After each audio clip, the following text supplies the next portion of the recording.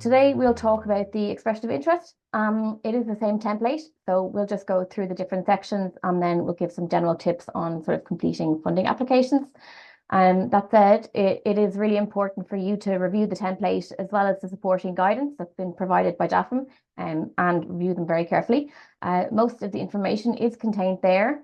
And just to note that the slides from today with the various suggestions that we have, they will be made available after the event. And as mentioned by my colleagues earlier, we would also strongly encourage you to read up on EIP Agri Operation Groups, the aim of the programme, the relevant sections of CAP, as well as Ireland's CAP strategic plan, past projects, and so on. And there's useful descriptions on both the CAP Network Ireland website as well as the EU CAP Network website for that. So the first section, it looks for general information on the project. It's worth highlighting here that each operational group must have a lead applicant. In many cases, these are the people that are responsible for bringing together the various actors in the operational group. And the lead applicant, it could be an individual or an organisation, but it's really important to note that the details entered here will be the point of contact for all communication in relation to your proposal. Otherwise, it's pretty self-explanatory, but it is worth to consider making the project title or the name easy to read and understand. This makes it more usable for communication or any dissemination activities if the project is funded, as well as being more memorable for those evaluating the proposal.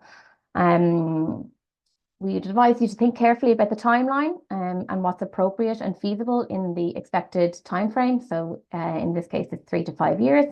And also be very clear on the location or locations and know yourself why you've selected those sites. And more detail on locations can be provided later in the proposal. So the EIP approach, it envisages bringing together a wide range of actors. So that can be from farmers, researchers, farm advisors, NGOs, agribusinesses, foresters, or those with particular expertise in areas such as environment, science, animal health, etc. And that's not an exhaustive list.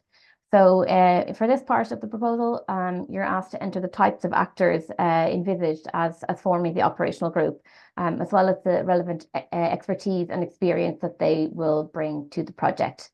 If the members of the operational group are already identified at this stage in the process, you can name them here. And one of the key things to note is that DAFM also needs to know to what extent these people will be involved. So, for example, will they be devoting all of their time to the project, so 100%, or maybe they'll only be devoting half of their time to the project, so 50%. And I suppose at this stage of the process, this information here is just to be indicative, and the final details of group membership and so on, they need to be fully agreed at the second stage of the selection process. So it is worth already for stage one just considering carefully the makeup of the operational groups and taking into account who needs to be directly involved, what they can bring to the project, and how much of their time is needed to actually complete the project activities that you're proposing. And then just a final part of section one is just to list details of other funding received for this project, if applicable. And this is just in order to avoid double funding. This is then, we'll move on to section two. So section two is on the project details. It's really important for this section to note that that there are word count limits. They're just highlighted in bold on the slide. And these have to be strictly observed. So any text over and above the limit will be disregarded. And this means that it's really key to be very concise in what you're saying. And this here, section 10, it just says that they're just looking for a short summary of the project. And on the slide, we've noticed some suggestions on what to include, such as maybe summarizing some of the main elements of the proposal, including some keywords or sort of, deciding on a summary that can complement the project name. And just for reference, the 28 words there are italicized. So kind of that is the maximum length that you would be looking for that particular entry. This part, it then looks at the actual project proposal. So this is the longest required entry. It's at 1,000 words, and you've just been asked to describe what the project is about. We would recommend presenting a short overview of the kind of the key challenge or the issue that is being addressed. So this is the why, and then outlining the objectives of your proposal. So the what. And I think at this point, I'd like to reiterate, Michelle, in that it is local solutions for local challenges. So it's really important to show your understanding of this at this point. Consider presenting an overall objective, and then also breaking it down into specific objectives that are smart, that will both be able to help you explain the work at the proposal stage, but they can also be used to help you manage the progression of the work if the proposal is funded. And SMART stands for specific, measurable, achievable, realistic, and time-bound. And it can sometimes be difficult to sort of meet all of those markers. But as a guidance, this might be one of the objectives might be something like organizing X regional workshops by year 2, where the invited participants will co-create and implement a process to do something particular, resulting in a report outlining the best practice that will be shared via another method or process. So, we don't need to go into too much detail on the objectives there, but we would suggest also going into further detail on the proposed approach. So the who, the when, the where, and the how. And you can link to the objectives if that helps, but try in any case to break down the process by building a rough work plan. So, what needs to be done over the 3 to 5 years and in what way? Is there a start, a middle, and an end to the project? Who will carry out the work and how will they do this? And when and where will this happen? And why does it need to happen there? So I suppose for this part, it might help to separate it out into different activities, different tasks, or different stages, just in order to help you sort of manage and balance your workflow. And it's also really important not to forget about communication and dissemination activities, or also management and administration tasks that can help you achieve your goals, or and also to manage the resources that are required for that. So Ireland's CAP strategic plan, it sets out very specific objectives that would underpin the sustainable development of Ireland's agriculture sector. Each operational group must be clearly linked to one of these objectives. And in this case, for these, the currently open calls, that's for intact pigtails and general animal welfare and health, they are included under Objective 9.N2, that's continuing improving animal health welfare standards and increasing awareness of AMR and ATR. And then gender diversity is included under Objective 8.N6, and that is increased opportunities for women in agriculture. So here you should think about how your proposal clearly addresses the relevant priority, and think about the expected outcomes of your project, and try to link back to your objectives if it helps you. As well as also considering, are there any other linkages? So what CAP themes or objectives does it meet? And is it relevant for other local, regional, national aims, plans, or policies? And probably worth noting that for this particular part, the word limit is 250 words. A key element of European innovation partnerships is that the operational group itself, that they themselves will identify the specific challenge that they wish to address within the calls. And then the group then builds its proposal around the specific sort of innovative way in which you propose to address the challenge. So here you're asked to describe the innovative elements of your project. And it's worth remembering, I suppose, that the bringing together of actors in an operational group to address an issue is not in itself sufficient to qualify a proposal as being innovative. So when you are thinking about the innovative elements of your project, consider, what is new or what is exciting about it. Is it going beyond, what's currently being practiced or the current sort of state of the art? And how are you adding value? Are you building on something that's already been tried and tested? Or are you trying something in a new way or through a new process? Then there's space to outline the envisaged benefits that could arise from the project. So what impact it will have.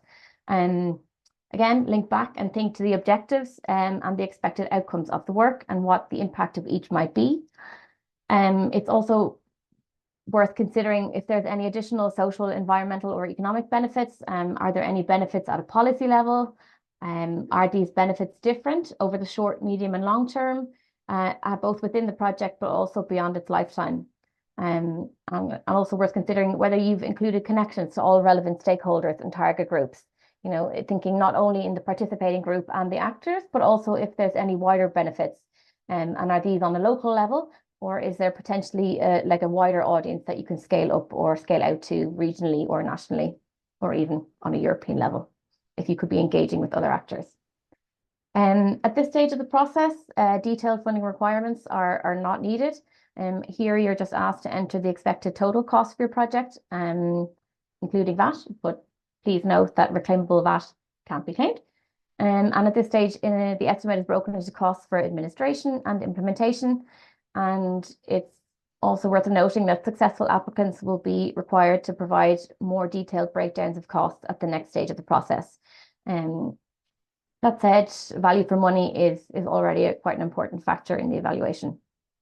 So, be realistic when you're considering the amount that's needed to administer and implement the project. It might be worth building a rough but more detailed budget for yourself that lists out the costs, and that can then be built on if you progress to stage 2. And so EIPs, they're delivered by operational groups, which are mentioned as a group of actors brought together as one entity for the purpose of the project. So the operational group will be the contact point and the beneficiary under the measure, and if approved for aid for implementation of your project, so this is the final stage, the group must constitute itself as a lawfully or legally standing association or partnership which has legal capacity to enter into contracts with DAFM. So documentation relating to the legal standing of the operational group and its financial standing will be required if proceeding to the second stage of the application process. For now, it's just important to remember that signed PDF and Word copies need to be submitted, and that the deadline is on May 22nd at 5 p.m. So the documents should be submitted by email to the relevant address provided in the call document. And we recommend making sure you absolutely leave time for this in case of any last minute issues, such as slow connections or corrupted files. And it's also worth doing one last check of the files to make sure that nothing is missing, and that you've really clearly emphasized the who, the what, the when, the where, and the why. So that's sort of just an overview of the form and the various different parts of it. So just the following includes a few general tips that you might find useful when you are developing an application. So in some parts, indicative information is required, for example, the budget and the partnership, but you still need to sell a realistic and an appropriate concept.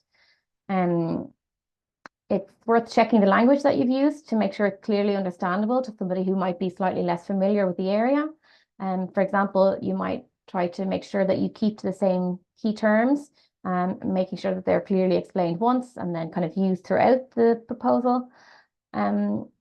Consider the flow of the writing. I suppose from our side, we like to think of it as telling a story, and using a structure with subheadings can sometimes help present things very clearly. To reiterate again, just to make sure that you clearly cover the who, what, when, where, and why, and consider emphasizing some key points throughout by using bolding or italics, or even using bullet points or paragraphs to break up text. Linking your objectives, activities, and outcomes and impacts, that can sometimes bring a bit more cohesiveness to the proposal, and particularly because you can just follow it very easily from the beginning to the end. And just to re-emphasize that it's really important to stick to the word count, that any exceeding words will be disregarded, and you can use the word count as a guide to help inform you how detailed your answer should be. If it's one takeaway from today, it should be to keep in mind the proposed selection criteria. So you will need to score 60% across each of the 3 following. Roughly 1/3 of the scores go on the quality of the proposal. This is the technical, the managerial, and the scientific aspects, as well as value for money. And the next third are on relevance and impact, both to the identified CSP priorities, but also the clear presence of innovation. And finally, and this shows really how important it is to consider the operational group itself. It's the relevant qualifications and experience, the contribution proposed, and the representative nature of the group. So, I mean, really make sure that you've considered all necessary and relevant stakeholders in your proposal. And the selection criteria, they are available in the call documents from DAFM. So your next steps, I suppose, they might include building the right partnership, developing the concept, and then writing a proposal. So just remember to use the resources and guidelines available to you from the DAFN website, but also look at other past projects and kind of you can find the details on CAP Network Ireland and on the EU CAP Network website to get a better understanding of the process. And finally, some very, very short recommendations on where to start. It's key to have the right partnership, and it can be really helpful to build a core group and spending time thinking about the key players that need to be involved. And to find these people, think about opening a conversation with existing operational groups or contact your advisors, or you can also reach out to CAP Network Ireland. We would then recommend developing a strong concept. So look back at the call to understand what DAFM are looking for, think about what kind of activities can help address the scope, and also writing out the concept can help because it can help you build out both the idea and brainstorm the different parts of it, but it can also help you recruit additional partners to be involved in your proposal.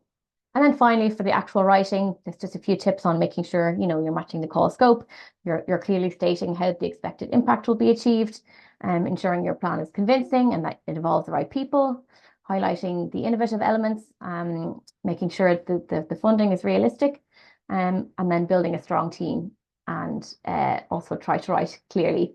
And I suppose here for references, I don't necessarily mean literature, but also if there are any other reports or examples, that could support your thinking and really showcase what it is that you're trying to do.